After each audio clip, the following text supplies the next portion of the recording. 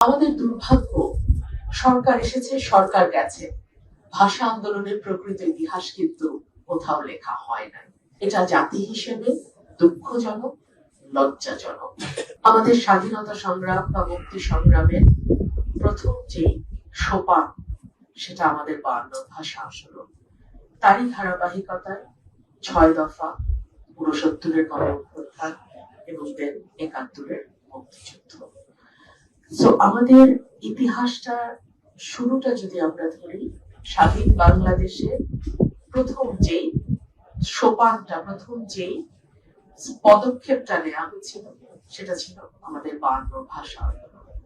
এবং পৃথিবীতে বাংলাদেশ ছাড়া আর কোনো জাতিগোষ্ঠী কিন্তু ভাষার জন্য সংগ্রাম করেনি, ভাষার জন্য এত বড় আন্দোলন তৈরি হয়নি। কিন্তু আমাদের দুর্ভাগ্য যে আমরা সকল কিছুকে রাজনীতি করে ফেলি। যখন যেই সরকার, যেই দল ক্ষমতায় আসে, সেই দল তার মতো করে ইতিহাস রচনা করে। সেজন্য আমরা ইতিহাসে হয় দেবতা, না হয় ইবলিস, এই দুটার মাঝখানে সাধারণ মানুষ, দোষে গুণে মানুষের চরিত্র আমরা পাই না।